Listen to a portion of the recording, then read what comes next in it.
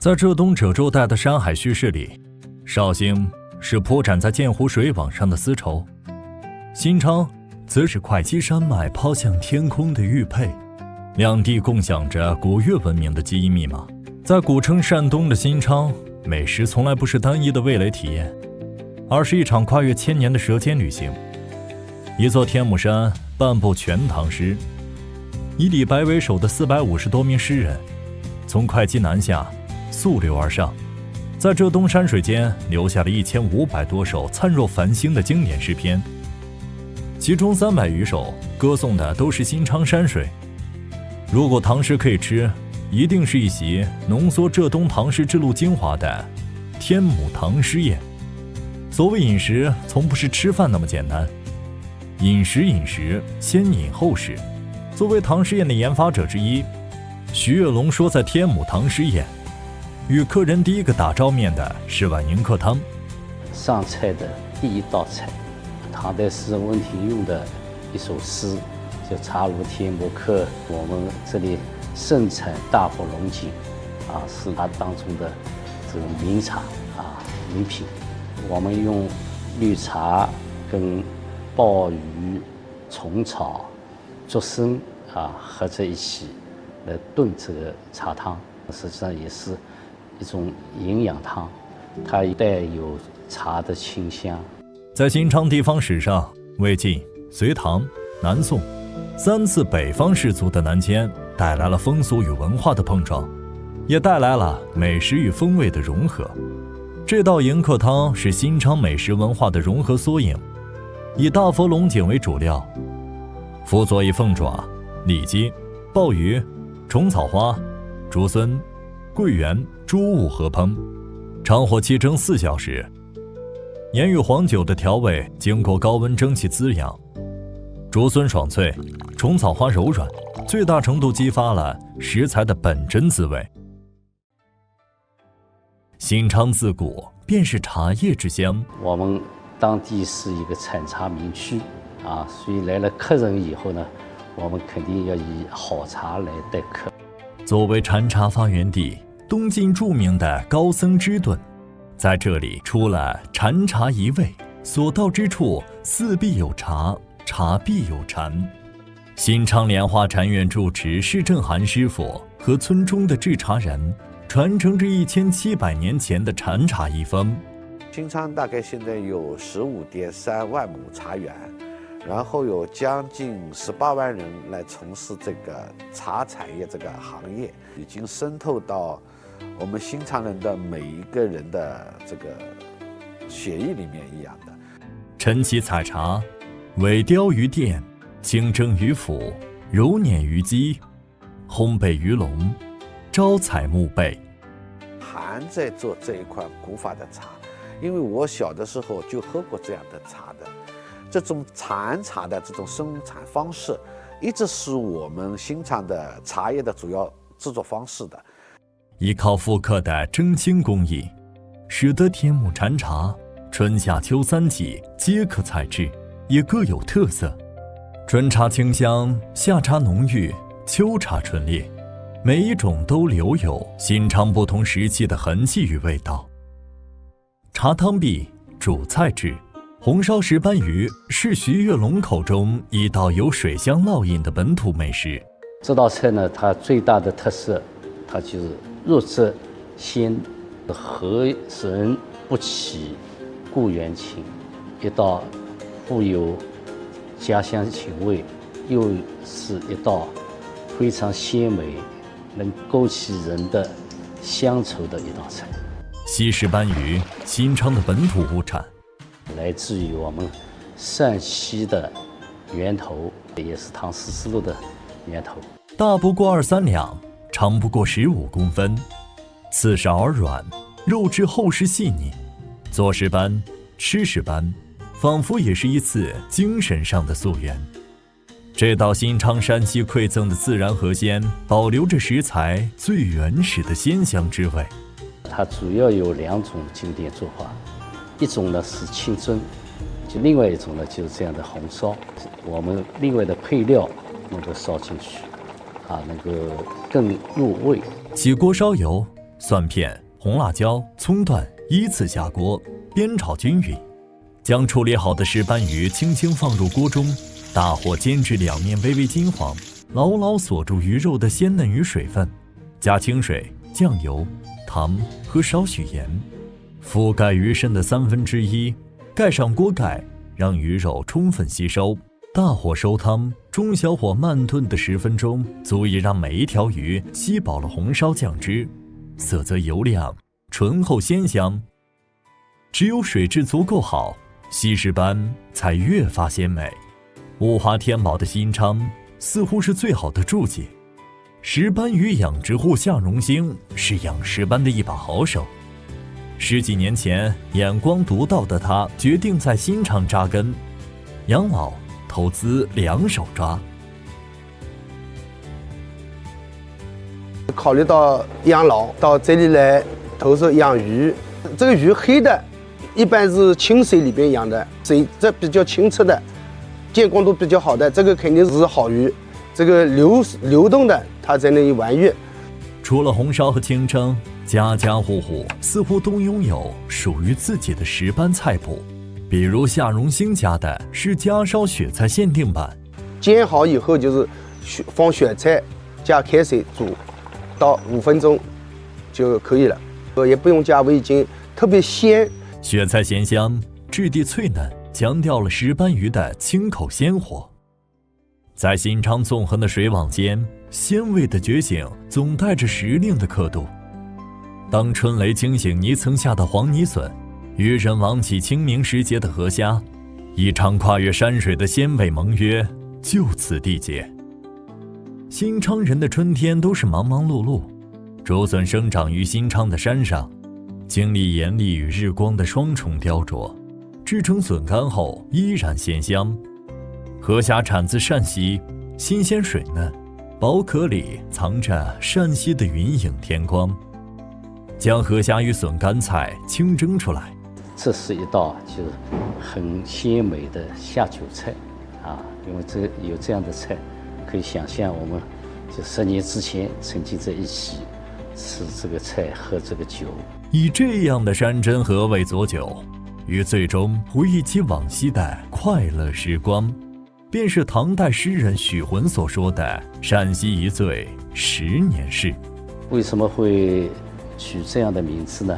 讲他呢，他跟一个好友啊在交流啊，我说10年之前我们在一起饮酒的时候呢，现在历历在目，就是这么个意思。我们为什么要选这样的食材来表现呢？因为它这个河虾呢，来自于我们的陕西当中的一种野生的虾，那么它做成菜以后呢，红红的样子啊，也像我们就是喝了酒一样啊，喝了酒以后脸红的样子。世人皆知绍兴地区有梅干菜，却不知笋干菜也是绍兴地区的餐桌神物。越是美味的食物，则越无需繁复的烹调。将笋干菜提前用清水泡发30分钟，去除酸味，随后切碎装盘，再将新鲜河虾铺于笋干菜之上清蒸，几分钟蒸制的是自然馈赠的鲜。5年陈酿破解的是新昌解鲜的密码。最后的一勺热油，则是鲜味的显影剂。酒液遇热激发的醇香，裹挟着虾鲜攀上笋干的褶皱，笋干菜的木质香与河虾的甘润渐次交融，最终收成一汪琥珀色金汤。汤师宴的下一道精彩属于茭白，细长白嫩的茭白被仔细雕刻成毛笔的形状，诉说着诗圣与新昌的不解之缘。月与天下白，剑湖五月凉。那么杜甫呢，是在年轻的时候，他曾经到过这里，所以他在50岁的时候，他回忆这个地方呢，写到了一首诗，叫做《壮游》。茭白与莼菜、鲈鱼并称为江南3大名菜。茭白的水嫩白润，足以与诗中的越女仙姿媲美。新昌的茭白啊，它主要产自我们回山镇，它是一种高山蔬菜，甚至可以生吃。素炒、油焖、凉拌、煮汤。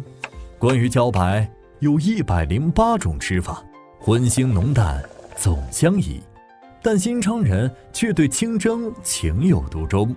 我们平常的时候呢，一般都是清蒸了以后蘸酱油吃，这个是最好。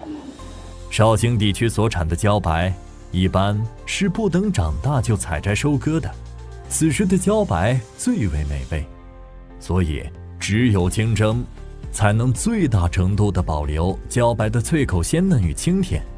这颗餐桌上的绿色宝石，蘸着不同的佐料，就会生出各异的滋味。如果茭白是素颜亮相，那么这道黄牛肉已在裸妆见人。古有人公子50头牛钓东海大鳌，今有新昌人天目山泉水煮黄牛肉，连做法都贯彻着诗人向往的至简大道。我们这道菜呢，来自于杀期的一种黄牛，它就是有一种特别的香味，在烧的过程当中呢，用山泉水来煮这个黄牛，风味也特别，所以这个也是很难得的一道菜。盐是唯一的调味，芹菜增香却不喧宾夺主，只有清冽纯净的山泉沸腾着，无限放大着本地土牛肉，充满韧性又恰到好处的肌肉纤维。让我们再次将注意力短暂转移到另一家的灶台。在新昌，有姜丝红椒香菜参与的家烧黄牛肉，也可以和宴席上的一较高下。黄牛肉洗净切成细条，加入盐、生抽等调味，搅拌均匀，腌制入味。大火爆香的不仅是姜丝与红椒，还有快速入锅的牛肉。等到辛辣气，就可以随手撒满香菜出锅。席面吃到现在，一份特色小点绝对是最好的中场休息。满城尽带黄金甲，我们现在用的食材呢，是来自于新昌的一个小山村里面的一种特色的食品，叫做玉米饼。这个小山村的名字呢叫外婆坑村，有13个少数民族啊。以前百姓缺少粮食，以玉米等杂粮果腹，现在的玉米饼却是新昌的外婆坑的黄金。玉米饼口感是一个呢是香，还有一个是脆，特别是当点心是最好的一种。走进外婆坑，家家户户都晒着玉米饼，下锅油炸，捞出来金黄酥脆，出锅后的颜色形状像极了唐代诗人黄巢《不第后赋举》中所描述的黄金甲。舟从广陵去，水入会稽城，有水就有鸭子。山溪上游的沙溪老鸭与西涧田螺，演绎着诗人唐诗燕的水陆交响风味。金鸭银鸭盐带谁？今以清水净腹，这是让鸭肉紧致的古老秘籍。西涧田螺的筛选也要讲究，去壳色青黑、螺口泛紫者，腹足肌里有珍珠光泽，这是评定鲜度的生物密码。处理好的螺肉需要剔除墨绿色长线，保留黄绿色的螺干，至此肥瘦相间的肉馅，终于可以和新鲜螺肉充分在小小螺壳彼此渗透交汇。轮到处理麻鸭了，需要沿关节缝隙落刀，手起刀落就是26块大小均匀的骨肉，鸭颈皮需完整剥离。这是后续炖煮时胶原蛋白的储备库，风味的正式筑基来自煸炒，这也是水陆风味的第一次觉醒。铁锅烧至泛白，鸭皮接触滚烫锅底的瞬间，便腾地冒起了青烟。脂肪在190摄氏度高温下，和着赤酱化作了一锅厚重的热汤，鸭肉表面迅速形成焦化层。美拉德反应生成的芳香物质，此刻正在锅底集结。热蒸汽与需要麻鸭肉进行2次接触，经过高压的洗礼，终于可以让塞满肉馅的田螺在富含饱满鸭油的高汤中复活。螺肉与猪肉纤维吸饱油脂后，尽情释放着陆地与河湖的咸鲜。这是水陆风味的首次对话。肉馅中渗出的猪油，是细心保护田螺嫩度的铠甲，既防止螺肉收缩变硬，又为其注入丰腴感。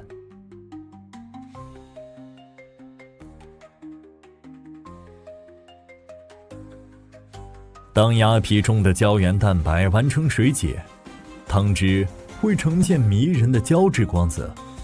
田螺肉是反差的艺术，外壳的酱香浓烈如泼墨，内里的螺肉却清咸似白苗，螺干化作鲜味炸弹在口腔迸发，正是整道菜的味觉制高点。